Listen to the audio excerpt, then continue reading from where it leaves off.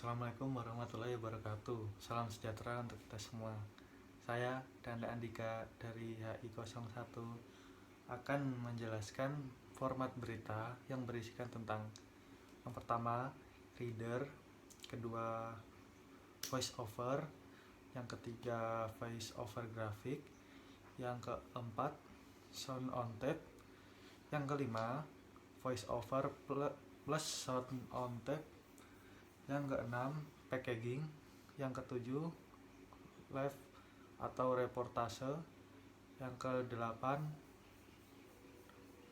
LOT, yang kesembilan, live by phone. Yang pertama adalah reader. Reader adalah format berita TV yang paling sederhana, hanya berupa lead-in yang dibaca oleh presenter. Berita ini sama sekali tidak memiliki gambar ataupun grafik. Berikut contohnya. Di Indonesia, jumlah kasus terkonfirmasi positif COVID-19 masih terus bertambah. Pemerintah mengumumkan tambahan 5.272 kasus baru di Indonesia sehingga jika diakumulasi, total kasus positif COVID-19 menjadi 463.007 orang. Sementara itu hingga pukul 12 waktu Indonesia Barat diumumkan tambahan 3.000 pasien yang sembuh dan totalnya kini 388.094 orang. Kemenkes lewat situs satgascovid19.go.id juga mengumumkan penambahan 111 pasien positif yang meninggal dunia sehingga saat ini totalnya menjadi 15.148 jiwa. Yang kedua adalah voice over. Voice over adalah format berita TV yang lead in dan tubuh beritanya dibacakan oleh presenter seluruhnya. Ketika presenter membaca tubuh berita, gambar pun disisipkan sesuai dengan konteks isi narasi. Voice over durasinya sangat singkat, 20 sampai 30 detik. Dan berikut contohnya. Gunung Kelut di Kediri, Jawa Timur meletus Kamis malam. Semburan asap dan material vulkanik mencapai ketinggian 3.000 meter. Letusan terjadi pukul 22.50 waktu Indonesia Barat diiringi dengan semburan asap dan material vulkanik. Dampak letusan Gunung Kelut ini dirasakan hingga 15 km dengan ditandai hujan kerikil dan abu vulkanis. Sementara kota Kediri diliputi oleh hujan abu yang membuat jarak pandang sangat terbatas. Warga di kawasan terdampak diungsikan ke sejumlah lokasi pengungsian yang telah disiapkan. Salah satunya di kawasan Kecamatan Ngancar yang terletak di lereng Gunung Kelut.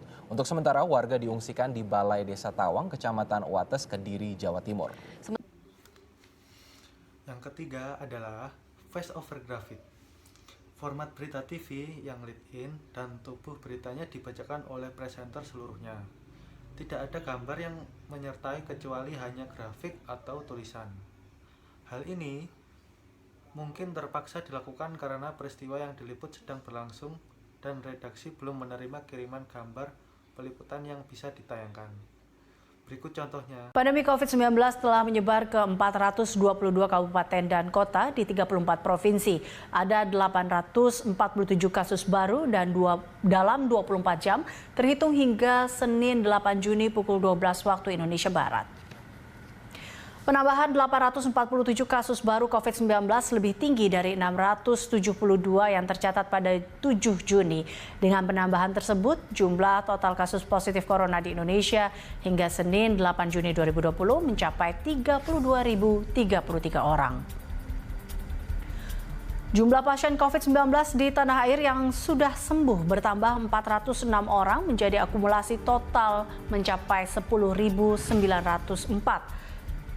Angka penambahan ini lebih rendah dibanding 591 pada 7 Juni.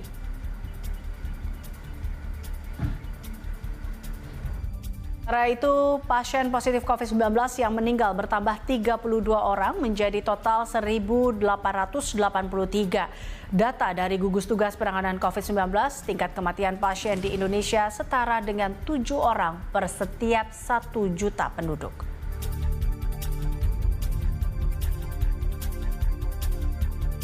Yang keempat adalah sound on tape. Sound on tape ini adalah format berita TV yang hanya berisikan lead in dan soundbite dari narasumber. Presenter hanya membacakan lead in berita, kemudian disusul oleh pernyataan narasumber atau soundbed. Dan berikut contohnya. Kapolri Jenderal Polisi Idam Aziz kembali meminta masyarakat untuk tetap mematuhi protokol kesehatan COVID-19. Kapolri juga menegaskan kepatuhan terhadap protokol kesehatan ini demi kepentingan seluruh warga negara. Selain memberikan himbauan, Kapolri juga mengingatkan jika pihaknya telah mengeluarkan 2 maklumat terkait protokol kesehatan pada 19 Maret 2020 dan 21 September 2020. Hal ini secara khusus diungkapkan Kapolri Jenderal Idam Aziz terkait banyaknya laporan keresahan masyarakat akibat kerumunan yang terjadi beberapa waktu yang lalu. Siang, salam sejahtera untuk terjadinya beberapa kerumunan massa tanpa protokol kesehatan menimbulkan keresahan di tengah-tengah masyarakat, seperti yang disampaikan oleh warga maupun beberapa organisasi masyarakat melalui berbagai media. Yang kelima, voice over plus sound tape adalah format berita TV yang memadukan voice over atau VO dan sound on tape atau SOT. Lead in dan isi tubuh berita dibacakan oleh presenter. Lalu di akhir berita dimunculkan soundbed dari narasumber sebagai pelengkap dari berita yang telah dibacakan sebelumnya. Berikut contohnya. Penyelenggara pemungutan suara atau KPPS hanya akan menjalani rapid test pada saat pemungutan suara Pilkada serentak 2020 berlangsung. Ketiadaan anggaran menjadi salah satu penyebab swab test tidak dijadikan pilihan oleh penyelenggara pemilu. Di sisi lain, kekhawatiran munculnya klaster baru pasca Pilkada serentak menjadi hal yang patut diperhatikan, apalagi pelaksanaan Pilkada berlangsung di tengah pandemi yang belum menunjukkan tren penurunan kasus secara signifikan. Kita akan berbincang dengan peneliti Perludem, Heroik M. Pratama dan Ahmad Sidki, Ketua Divisi Sosialisasi Pendidikan Pemilih, Partisipasi Masyarakat dan SDM KPU Daerah Istimewa Yogyakarta. Selamat malam Mas Heroik dan Mas Ahmad. Selamat malam, Mbak. Saya ke Mas Ahmad terlebih dahulu. Kita fokus berbicara mengenai rapid test untuk petugas KPPS yang merupakan ujung tombak pada saat nanti penyelenggaraan pemungutan suara di hari H 9 Desember 2020. Apakah sudah mulai ada kekhawatiran dari petugas KPPS yang direkrut oleh KPU DIY? Ya, kekhawatiran gimana maksudnya, Mbak? Karena memang tidak ada jaminan keamanan, antisipasi, hanya mendapatkan rapid test dibandingkan swab test. Ya, baik, terima kasih ya. Selamat malam para pemirsa CNN. Jadi memang untuk mencegah ya, bagian dari upaya mencegah penyebaran virus COVID-19 dalam pilkada, khususnya pada saat pemungutan suara ini, maka semua petugas ya, KPU, baik itu PP. Yang keenam adalah package. Package adalah format berita TV yang hanya lead-in-nya dibacakan oleh presenter. Paket berita sudah dikemas jadi satu kesatuan yang utuh dan serasi antara gambar, narasi, soundbed, dan bahkan grafis. Lazimnya, tubuh berita ditutup dengan narasi. Berikut contohnya. Kita awali informasi After 10 dari vaksin COVID-19 ILA. Menanggapi klaim efektivitas 90% vaksin COVID-19 buatan Pfizer, pemerintah Indonesia tidak menutup kemungkinan untuk menjajaki kerjasama dengan perusahaan farmasi asal Amerika Serikat tersebut. Kamis siang, Kepala Staf Presiden Muldoko mengatakan meski ada klaim dari Pfizer, pemerintah Indonesia akan tetap melakukan uji coba dan juga menggunakan vaksin buatan Sinovac dan Sinopharm dari Tiongkok. Muldoko mengatakan ada sejumlah pertimbangan pemerintah memilih 2 vaksin asal Tiongkok tersebut. Antara lain persoalan uji coba teknis vaksin hingga distribusi vaksin. Meski begitu, pemerintah tetap akan membuka peluang bagi berbagai kandidat vaksin yang efektif seperti vaksin merah putih yang dikembangkan konsorsium Eijkman. Yang pasti orientasi pertamanya Sinovac dan Sinopharm ya. Tidak menutup kemungkinan, tapi juga ada persoalan-persoalan teknis ya dari sisi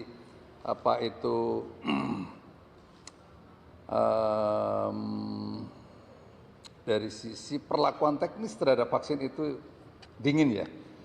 Untuk daerah-daerah seperti kita ini sepertinya akan menghadapi kesulitan karena jaring itu dinginnya itu ya yang harus melalui sebuah temperatur sehingga nanti pada saat distribusi dari satu wilayah ke wilayah lain akan menghadapi masalah.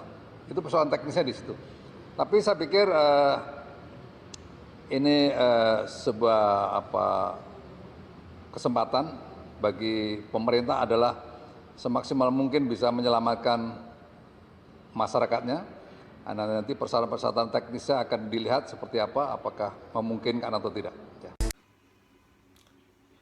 Yang ketujuh adalah live on cam. Live on cam adalah format berita TV yang disiarkan langsung dari lapangan atau lokasi peliputan. Berikut contohnya. Berburu kuliner saat berwisata di suatu daerah sudah menjadi keharusan, apalagi jika makanan itu adalah kuliner legendaris yang tidak bisa ditemukan di tempat lain. Kudus menyimpan kuliner Nusantara yang melegenda dan Anita Maya akan mengajak Anda untuk mencicipinya. Lontongnya seukuran muka aku, lihat.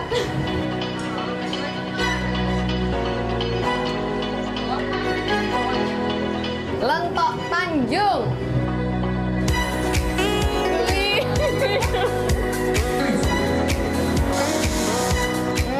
Ini daging entoknya lembut banget, nggak amis sama sekali. Rekomen banget buat dicobain. Halo, sekarang saya lagi ada di Kudus, Jawa Tengah dan siap untuk menjelajah kuliner yang ada di sekitar sini. Nah, yang pertama saya mau cobain adalah salah satu kuliner legendaris di daerah Tanjung. Apakah itu? Katanya namanya adalah lentok Tanjung. Tapi penampakannya seperti apa? Ikutin saya. Yang kedelapan adalah live on tape atau LOT. Live on tape adalah format berita TV yang direkam secara langsung di tempat kejadian. Namun, siarannya ditunda, jadi format berita ini dipilih untuk menunjukkan bahwa reporter hadir di tempat peristiwa. Berikut contohnya. Depok menjadi kota yang diwaspadai dalam penyebaran COVID-19 dan untuk mengetahui bagaimana perkembangan kasus positif COVID-19 di kawasan Depok, kami terhubung dengan produser lapangan CNN Indonesia, Syarah Meidiana. Selamat pagi menjelang siang, Syarah. Bagaimana perkembangan kasus positif di kota Depok dan apa saja penanganan yang dilakukan? Baik, selamat pagi Maggie dan juga Ratu. Saat ini saya berada di depan Pondok Pesantren Baitul Hikmah di daerah Curug, Bojong Sari, Depok. Di mana saat ini bisa dilihat di Pondok Pesantren ini sedang diberlakukan lockdown karena pada Rabu lalu, bahkan sejak Rabu lalu ini dilakukan lockdown karena 39 dari siswa yang ada di dalam sini ini terindikasi positif COVID-19. Yang kedelapan, Live by Phone. Live by Phone adalah format berita TV yang disiarkan secara langsung dari tempat peristiwa dengan menggunakan telepon ke dalam studio. Berikut contohnya. Sejumlah jamaah calon haji dari Indonesia berada di Masjidil Haram saat kejadian. Ya, salah satunya adalah Dave Aryan Yusuf. Dan untuk mengetahui kondisi terakhir di sana, kita sudah terhubung dengan Dave. Selamat malam, Dave. Ya, selamat malam. Ya, bagaimana kondisi Masjidil Haram saat ini dan bisa diceritakan bagaimana peristiwa tersebut terjadi? Saat ini kondisi Masjidil Haram sudah normal kembali. Hanya ada beberapa area yang masih tertutup karena sedang proses evakuasi korban. Oke, lalu bisa diketahui berapa jumlah korban yang saat itu menjadi korban dan berapa jumlah jemaah calon haji asal Indonesia, Dev? Untuk kepastiannya belum bisa saya ketahui karena posisi saya belum bisa masuk ke dalam, hanya dari luar. Dan di depan saya ini sedang antri mobil-mobil ambulan yang akan mengangkut korban, baik yang meninggal maupun yang luka-luka. Sekian dari saya. Terima kasih telah menonton video ini. Wassalamualaikum warahmatullahi wabarakatuh.